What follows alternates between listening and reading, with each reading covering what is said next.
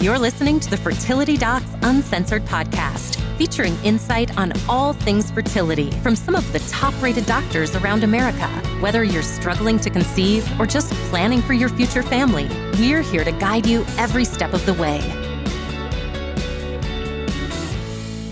Hello, and welcome to another episode of Fertility Docs Uncensored. This is Dr. Carrie Bedient at the Fertility Center of Las Vegas, joined by my two charming, stunning, radiant, and just absolutely glowing co-hosts, Dr. Abby Eblen from Nashville Fertility Center. Oh, you just give me a big smile, Carrie. Thank you.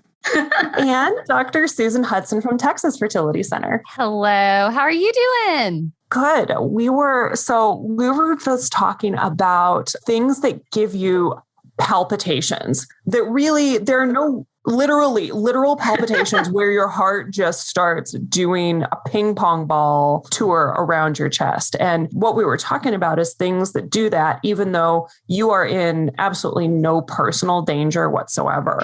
And I was telling the girls, I saw some random Facebook, Instagram, whatever, of a woman who is bungee jumping, and the person behind her was holding the video camera, or the phone, or however they were taking the video. And I just dated myself, didn't I, when I said video camera? Video camera. Who has that?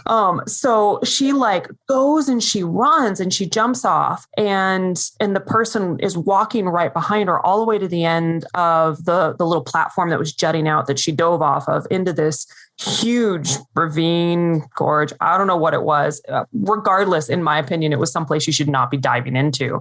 And I watched it and I'm like, and I had serious palpitations, and it made, even thinking about it makes my stomach kind of flirpy. And is that a word, flirpy? I like that, flirpy. It describes a multitude of sensations that I have yet to find any other word for, but it just made it all flirpy. And even thinking about it now, there are internal flirps going on. So what have you guys seen, heard, done, whatever, that no personal danger to you, but will send off those sensations? I guess this is a situation that, mentally, I know there's no personal danger. As I have gotten older, I have more and more trouble driving on those interchanges that go way up in the air, and they're all crisscrossy and everything like that. There's lots of those in Texas, right? There are a lot of them in Texas, and I am a master at avoiding them. We may get there 5 minutes later than whoever else we may be driving against. And it's one of those things, I know, in my heart, I know I'm safe, but I really have to be focused. I have to get myself in the zone. I think of in the movie For Love of the Game, when he's engage the mechanism, that is literally the kind of mindset I have to get myself into. And I don't know if it's because over the past 10 or 15 years, and it's really weird because I'm really not worried about it breaking or falling or anything like that. And literally the moment, if I'm riding in a car, I generally will close my eyes now. And the moment I can feel us descending, I'm fine. The moment we descend, it's absolutely everything's gone. But it's the sensation I think most people get when they're on a roller coaster, but I don't need a roller coaster. All I need is a flyover. It's crazy. So my mom tells this story about how when she was a little girl, she would go on trips with my grandmother and my great aunt, and neither of them would drive across a bridge. And so they were going down south, and they lived in the Midwest, and they were going down south, and they were in Louisiana, New Orleans, somewhere in that area where there was a big, long bridge, just one of those low level bridges that goes across a ton of swamp, whatever body of water it was. That's Louisiana. Yes. Yeah. And she said that they would both dive under the seat, and they would have her steer as she was a little kid so that they could get across the bridge. It's like they wanted their worst fears to come to life if they're letting a little kid drive the car across the bridge. Seriously. But she said it happened multiple times. And so now she won't drive across bridges because she was so petrified she has PTSD from that experience. She's totally fine. But what experiences have you had, Abby? So, I was just thinking, I can categorize as you were talking, I thought of 2 or 3 more, and it all has to do with heights. I guess you say I do have a fear of heights. And so just recently I was in San Francisco and going across the Bay Bridge, I had that same kind of feeling, I didn't I didn't really duck down in the car, but I was just like, it just feels so weird that you're driving over water and there's all these cars. And it was it's a beautiful bridge, but it was so huge. I sort of had that like, okay, I'm ready to get off this bridge. The one other experience I had a long time ago, and physically, I guess I could have been in danger, but many moons ago, when I was on my honeymoon, we were in Barcelona, and there's this church, and it's since finished, but it was like La Familia, some really fancy church in Barcelona, and I can't remember the name for it. But they had these circular stairs that went around, and almost like a turret, like you start really high, and you take these stairs like all the way down, and there was no rail there. Oh my. So you're on these circular stairs going down, and you can actually, I think it was in some movie, they actually had a scene where somebody died in that stairwell and went falling down, because there's actually a hole there that you could fall down through if it's a small hole, but you could fall down through there. I just remember, I almost got the sense of like I was feeling dizzy as I was coming down. I was like holding onto the wall or something. It was just the weirdest feeling, but it had to do with looking down and seeing that, I doubt you could easily fall down in there, but you could have. And so it was I came very unhinged then. I was really glad to be down to the bottom on that. When I was little, I was scared. I still am not fond of them, but stairs that don't have a middle. As a kid, I was absolutely terrified of them. I was so scared I was going to like slip and fall through. Yeah. And as an adult, we've looked at houses that had staircases like that. And I'm like, nope, can't do it. Like I can do it if I have to, but the idea of having that type of staircase in my own home, I'm like, Oh, that's funny. That's the house I grew up in. It's got you're talking about the gaps between the actual stair steps, right? Yes. Yeah. Yeah. Yeah. Actually, the movie that those stairs were shown in, I was thinking it was the Da Vinci Code, but it was actually the follow-up called Angels and Demons. And they actually showed that staircase, and it's like a circuit. Like I said, it's a circular staircase. And I can't remember who the main character is, but I think he gets shot or some villain gets shot in that stair thing and falls down. And I told my husband, I'm like, see, that's what I was scared about the whole time. That's funny. Amazing. All right. So talking about things that don't make my stomach flirty. Susan, do we have a question of the day? Yes, we are going to do a couple of them today. All right. So hello, a little long. So I apologize. I'm 26. I have 2 children, 8 and 6 by my first. I had her when I was 17 and the second at 19. My husband had a vasectomy after our son was born, as we thought we were done. And a few months after my son was born, I was diagnosed with PCOS. I had multiple cysts on my ovaries, and cycles were either every couple of months or every month, just depended on the months. Anyway, we just had our first natural FET cycle. Our egg retrieval left us with 10 embryos, untested, all for AA. We transferred one for AA on October 17th. I've had negative since day 4 DP. She's a serial tester. My lining was 1.1 trilaminar. I ovulated October 11th, cycle day 6 days after my period stopped. 6 days later is when we did the transfer. I was on baby aspirin, ciprofloxacin, Medrol, and letrozole. I'm pretty sure this is a chemical pregnancy. Is there anything you ladies would recommend doing? I don't really want to do an ERA right away, and my clinic said we should jump into another one right away. But any other meds I should ask about, anything I could say? I don't understand how it didn't work, and I'm definitely heartbroken and also thankful we have 9 more tries. I've been on a prenatal for a few months now on folic acid. Thank you very much. I enjoy listening to your podcast. Was this a genetically normal embryo? Was it tested genetically? Untested. So I think probably we would all agree about this. That's probably the number one thing that we would probably wonder about, even in the role of a genetically untested embryo, because even in a perfect world, there's about a 50% chance that embryo could be genetically abnormal, and it can look beautiful. I mean, there's nothing from the outward appearance that would tell us it's genetically abnormal. And so, you had a lot of embryos, which is great, but if you look at the numbers and you say you had 10 embryos, well, probably genetically 5 of them would be abnormal. So in theory, you could go through 5 single embryo transfers. It'd be unlikely, but 5 in a row if the doctor just happened to pick, or the embryologist happened to pick, the ones that were genetically abnormal.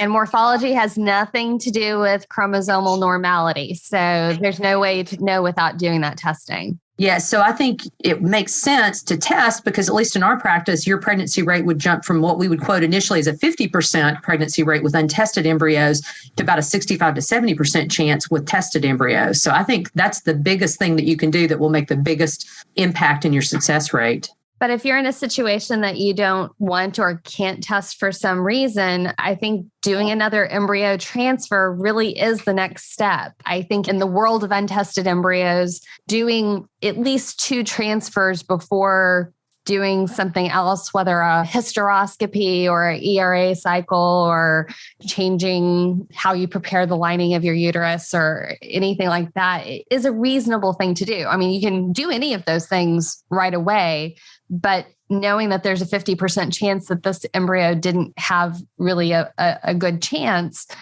doing another embryo transfer is a reasonable next step, in my opinion. Kind of comes down to, don't just do something, stand there, like stay the course, just keep going.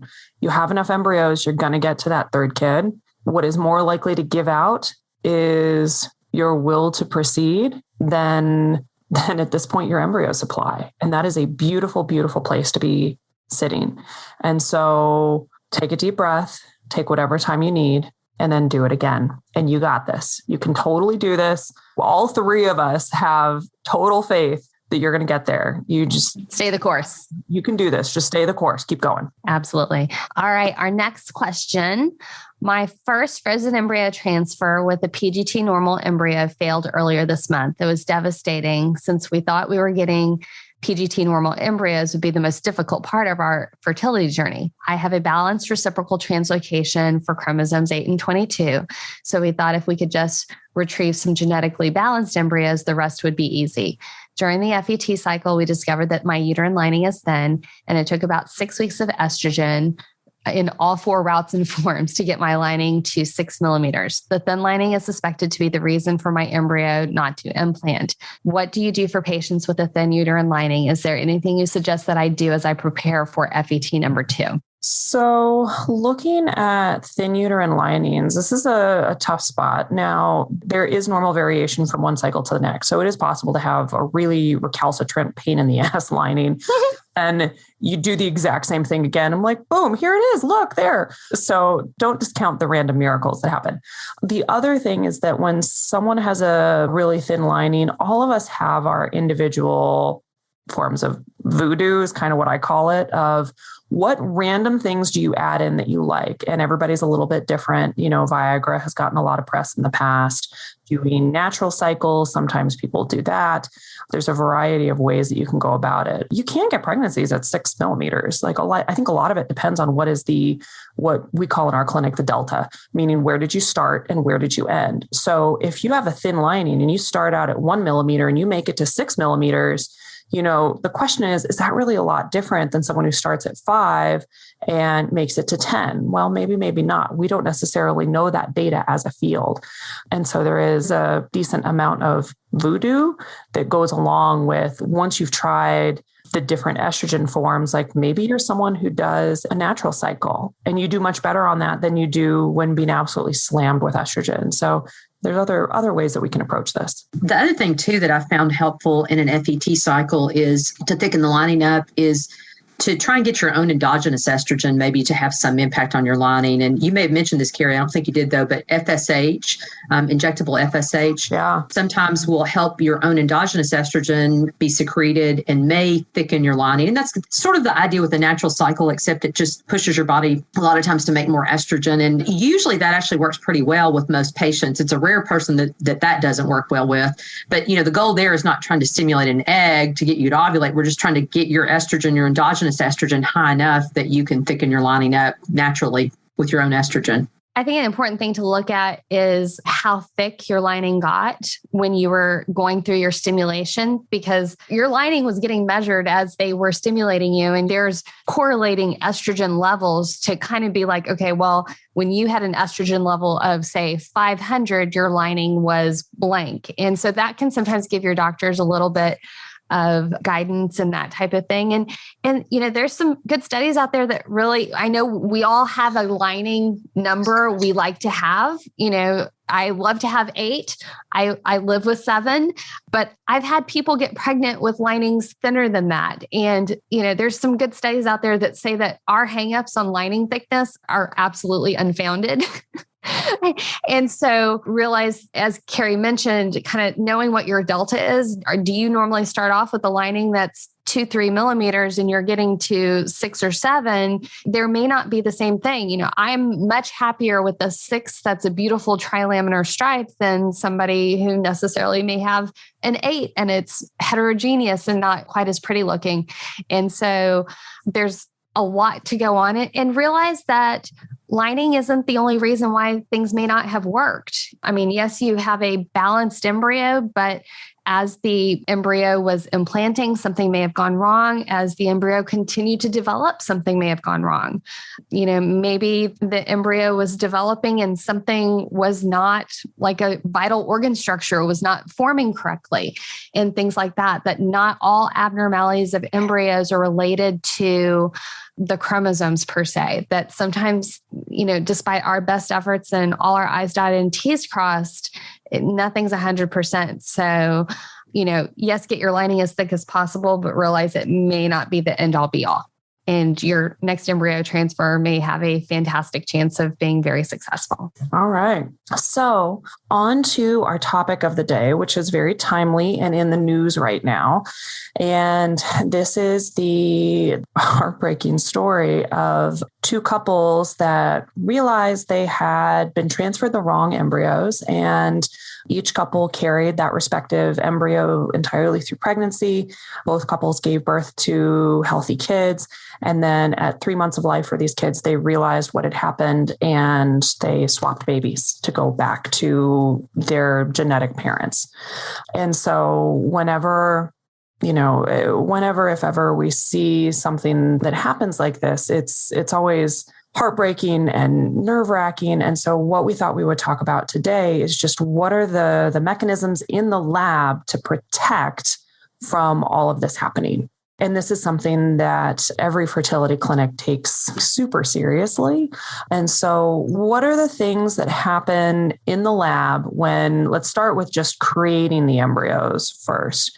Like, what are the things that happen when you are in the process of gathering eggs and gathering sperm to help make sure that it stays with the right names? So some of the most simple things are the very obvious, and that when you and your partner, if you have one, present for egg retrieval, and we're going to be collecting eggs and collecting sperm. Number one, we visually recognize everybody who's there, but we're also checking IDs. And it seems like such a simple, kind of silly thing, but it's important for us to be able to see, do we have the right name? Do we have the right date of birth? Those identification cards are kind of the first step of all of the domino processes that carry on from there. And so generally, you'll actually probably have your identification checked multiple times if you get different labs have different things. So, we're going to talk about probably different things that could happen at any lab, but oftentimes you're, as the person who is undergoing the egg retrieval, you're going to get an ID bracelet, and, you checking your ID against that bracelet. And then even in our clinic now, you get a barcode that is specifically linked to you and your eggs and your sperm and your embryos, that this barcode is going to be transferred and applied to every mechanism that is going to contain your reproductive material. And then for the male partner, as you're about to undergo your egg retrieval, your partner will be taken back to a place to collect or will come in with a container. But the same sort of thing applies with him. We're going to check the armband. The person's going to walk, at least in our lab, we'll walk them back to the collection room. Once they collect, they're again going to be ID'd, and they're going to have to sign off on each step of the way to confirm they are who they are. And this may sound really funny, but you really need to check, because there could be more than one person named Smith in the lab, or, you really need to check yourself visually. And that's what we have you do. Yes, my name is John Smith, and this is John Smith here. And, make sure your birth dates match and all that, because, certainly our lab does it, but makes it even better if you're really, checking and we're checking as well.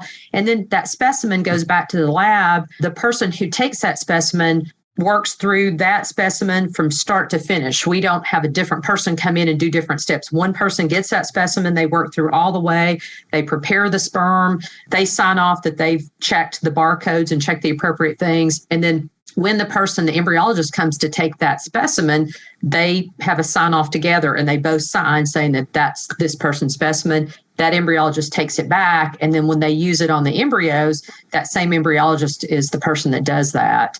And it, like Susan said, there's different ways that different labs do it. But the idea is that at every juncture where any time it's going to change to a different person or it's going to change to a different place, that there's a sign off from two different people. So two different people make sure that it's the right person and the right specimen and it's going to the right eggs and right embryo. I've seen examples of being able to use color coding as well. All of your specimens throughout your entire process are going to have the same, light blue color code, and every container is going to have that. So there's usually multiple forms of those types of checks and balances happening in the lab. And when you think about it, there's the physical barriers, there's the on-site recognition barriers like the color coding. There's the requirement that two people have to sign off and check names every time you do something. It's the clinical and the lab teams working together. I mean, before we ever do a procedure, there's always a timeout that happens. And so there's lots of cross-checking at every point. So part of the reason why, you sign in with your ID and you get your name band and then it's cross-checked multiple times. It's cross-checked while you're awake and it's cross-checked while you're asleep for the retrieval too, because everybody wants to make sure that this gets done correctly. And then once you hit transfer, many of those same mechanisms are in place. So the color coding, the requirement for multiple people to check off. The nice thing during a transfer is you're awake, so you're hearing a lot of that. And you're hearing, okay, we're doing a single embryo transfer on Jane Doe, and this is what we're putting in. And there's that on-site recognition as well. So there's quite a few ways. There's most labs have some technological form of cross-checking in addition to the human beings who are looking at it on site, the color coding, the scheduling, only having one person in a procedure room at a time, all of those things. And one thing that I would recommend for anybody who's nervous, scared, I mean, Abby and I have been through the situation ourselves where our reproductive material was in somebody else's hands. And if there's something that you want to know, like, hey, what exactly does this lab do? That is absolutely a question you can and should ask. Okay. And probably the best person I would recommend asking that question to is one of the embryologists, because they're kind of the bosses in the labs. And so they're going to be able to go through all the technical aspects of, at our lab at this physical location, this is what happens from step A to step Z, and they can go through that. And most of them should be able to actually go through that conversation with you pretty quickly. And just having them be able to talk that through to you so that you can kind of in your mental image see what's happening at each step of the way. And not all labs are created equal. And so if you're wanting to know from a different lab, hey, what are your processes? You can ask. And if somebody won't tell you, then that should be a red flag. And I think the other thing to consider is be an active participant in it to the degree you can. So, for example, in the frozen embryo transfer, when they come to look at your bracelet, when that person puts the bracelet on, you make sure your name's spelled correctly, your birth date's correct, whatever identifying information they have for you and your partner, to make sure all that information is correct. And, when they're doing the timeout, because anytime we do a procedure, we call it a timeout and, we say, who's in the room and what we're doing and what procedure we're doing. I know you're going to be sort of, your minds might be in a different place, but I think it's really important to listen to that and make sure that what we say is correct, because that's the time to catch it if we say something that you don't think is correct. So be an active participant to the degree you can. I mean, obviously, when you're asleep on the table and your eggs are being retrieved, you can't be a participant, but, make sure that your name's correct, your birth date's correct, whatever identifying information they use, make sure it's correct and that they check it. The other thing that's important to remember is that part of the reason stuff like this makes the news is that it is a big deal and it's very sensational and it's huge for those families. But it is one episode out of however many, hundreds of thousands of embryo transfers occur in any given year. I think of it kind of the same way in that, there's been over 400 million COVID vaccines that have been doses that have been given out. And you hear about the handful in the news where something bad happens. Well, you don't hear about the other 400 million minus 6, where nothing happened, where the person got their immunity and they're good to go. It's kind of the same thing with an embryo transfer, in that you hear about the unexpected, unfortunate events, but you don't necessarily think about how many times this happens every single day without an issue. In the same way that you get in a car, you hear about the big spectacular accidents. You don't ever think about the fact that you've already gone to the grocery store, the drugstore, work, home, wherever 6 times today, and every single time it was fine. So I think it's one of those things where, yes, it's important to know about it, but it's also something where there's quite a few fail safes in place. So, all right. Well, thank you so much for joining us today. We always love that you are listening. Be sure to tune in next week for more. Be sure to subscribe, leave us a review, iTunes. We would love to hear from you. We're also on Instagram and Facebook, so please hop on by and leave us a like or a follow and say hello. You can also visit fertilitydocsuncensored.com to submit specific questions you have about infertility. All questions will be answered on the podcast anonymously for our Ask the Doc segment, so don't hold back. We also love episode ideas, so let us know what you are thinking, and we want to hear from you. As always, this podcast is intended for entertainment. It's not a substitute for medical advice from your own physician. All right, we'll talk with you soon. Bye. Bye.